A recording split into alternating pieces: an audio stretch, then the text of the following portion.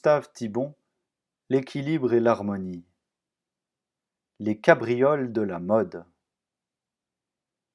Voici deux histoires vraies qu'un demi-siècle sépare. Le village où je suis né comporte un château habité depuis le XIIe siècle par la même famille et un certain nombre de fermes où l'on se succède également de père en fils. Premier volant de mon diptyque.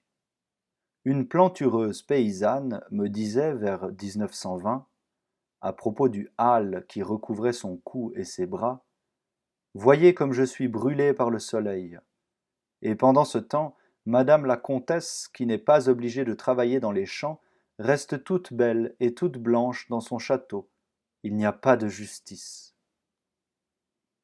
Je dois reconnaître qu'en fait, la dite comtesse ne s'aventurait que très rarement au soleil, et encore sous la protection d'une immense ombrelle. Autre détail, elle s'éventait du matin au soir pendant tout l'été et déclarait fort sérieusement qu'elle mourrait plus vite d'asphyxie sans son éventail que de soif sans eau. Second volant. 50 ans au passé. La comtesse et la paysanne jalouse de sa peau laiteuse ont disparu. Mais elles ont laissé des descendantes. Et voici ce que m'a dit une petite fille de la fermière, laquelle, grâce à la motorisation de l'agriculture, n'a plus besoin de travailler dans les champs comme son aïeul, mais doit rester à la maison pour s'occuper du ménage et des enfants. Ce n'est pas beau ces bras blanchâtres? Mais que voulez-vous, tout le monde n'a pas le temps de prendre des bains de soleil comme ces demoiselles du château. Et l'accent tournait résolument au vinaigre sur ces derniers mots.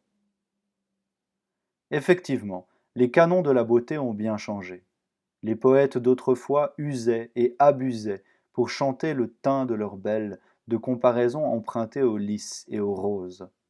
Aujourd'hui, la couleur idéale semble se situer entre celle de l'écrevisse ébouillantée et celle de la châtaigne bien mûre, sinon du café au lait tirant sur le noir. J'ai choisi deux exemples très précis, mais on observe le même jeu de bascule dans tous les domaines où règne la mode, et celle-ci aujourd'hui n'en épargne aucun. Regardez autour de vous, et vous verrez que le goût esthétique, la vérité entre guillemets scientifique et jusqu'à la foi religieuse sont soumis à ces caprices, au moins autant que la coquetterie des femmes. Je trouve qu'il y a plus de différence, pour ne pas dire d'incompatibilité, entre l'évangile interprété par les théologiens du début du siècle et celui qu'enseigne tel clerc progressiste qu'entre les créations des couturiers de la génération précédente et celles des nouveaux arbitres de l'élégance. Je m'abstiens pour l'instant de juger du bien ou du mal fondé de ces mutations. Ce n'est pas à moi qu'il appartient de départager par exemple les partisans de la peau d'albâtre et les apologistes du teint de bronze, des goûts et des couleurs. Je me borne à constater la toute-puissance des conventions en vigueur dans chaque époque. Rien de plus facile, et cette facilité est centuplée aujourd'hui par l'emploi des masses médias, que de susciter et d'orienter vers n'importe quoi les besoins, les goûts et les revendications de n'importe qui. Ce qui fut un attribut humiliant de la pauvreté devient, pour peu que le snobisme s'en mêle, un luxe envié des riches, et vice-versa. Le beau et le laid, l'utile et le nuisible, et même le plaisir ou le déplaisir, il faut souffrir pour être belle, disent les coquettes, pâlissent devant les impératifs de l'opinion et les exemples de la foule. Ce qui importe, ce n'est pas la direction du fleuve ni la qualité de ses eaux, c'est d'être dans le courant.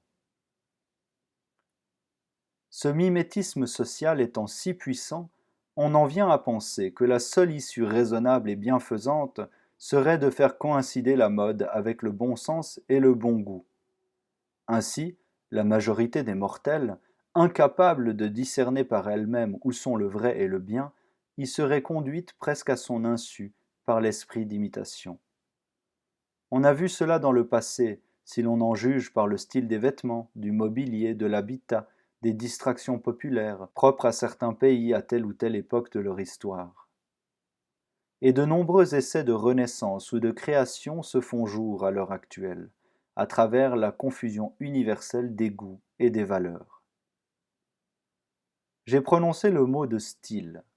Or, tout grand style a pour devise rien de trop et se caractérise par la création d'une harmonie supérieure où se concilient les extrêmes. La mode, au moins dans la plupart de ses manifestations, fait exactement le contraire. Elle flatte nos plus vulgaires instincts de changement et de distraction en passant sans cesse d'un extrême à l'autre.